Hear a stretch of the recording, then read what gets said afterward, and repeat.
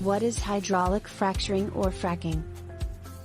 Since the Industrial Revolution, our energy consumption has risen unceasingly. The majority of this energy consumption is supplied by fossil fuels like coal and natural gas. The United States gets 81% of its total energy from oil, coal, and natural gas, all of which are fossil fuels. We depend on those fuels to heat our homes, run our vehicles, power industry and manufacturing, and provide us with electricity. They are currently the world's primary energy source.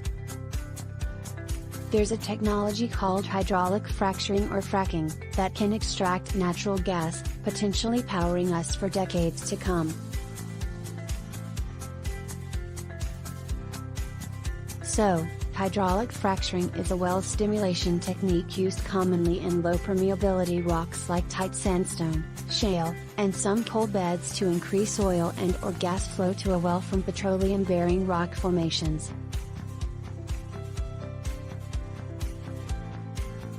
A similar technique is used to create improved permeability in underground geothermal reservoirs. Hydraulic fracturing produces fractures in the rock formation that stimulate the flow of natural gas or oil, increasing the volumes that can be recovered. Over 60% of all new oil and gas wells are drilled by using fracking. Now, let's proceed to the parts of a hydraulic system. Hydraulic systems are made up of four main components. These components contain the liquid, apply the pressure, and convert the energy generated into mechanical energy for practical use. First part is the reservoir. This is where the liquid is held. The reservoir also transfers heat into the hydraulic system and helps remove air and different types of moisture from the stored fluid. Second, the pump. The pump is responsible for moving mechanical energy into the system. It does so by moving the fluid in the reservoir. There are a number of different types of hydraulic pumps available, and each works in a slightly different way. Third, the valves. The valves in the system are used to start and stop the system and direct where the fluid moves. Valves contain a number of spools or poppets. They may be actuated through electrical, manual, hydraulic, pneumatic, or mechanical methods.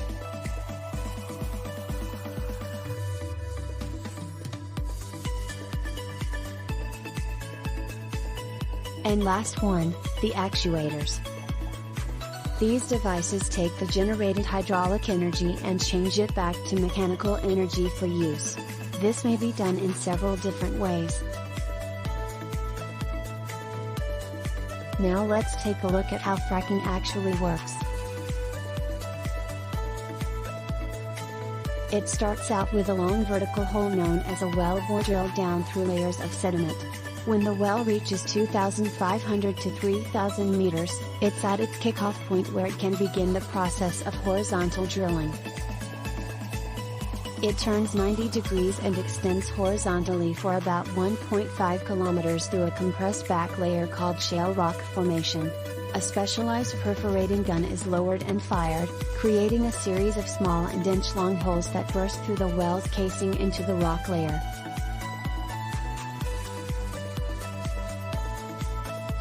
About 3 to 4 months after the initial drilling, the well is ready for fracking to begin.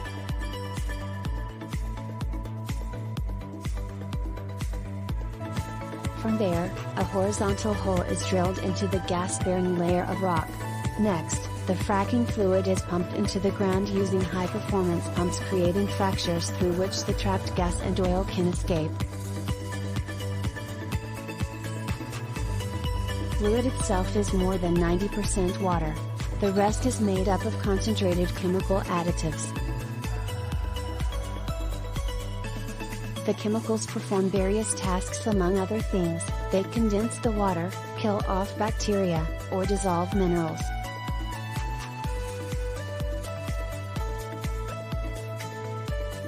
In summary, hydraulic fracturing, or fracking, is a drilling method used to extract petroleum, oil, or natural gas from deep in the earth. In the fracking process, cracks in and below the Earth's surface are opened and widened by injecting water, chemicals, and sand at high pressure. Some resources extracted through fracking are called tight oil or tight gas, because these pockets of fossil fuels are tightly trapped in hard shale rock formations.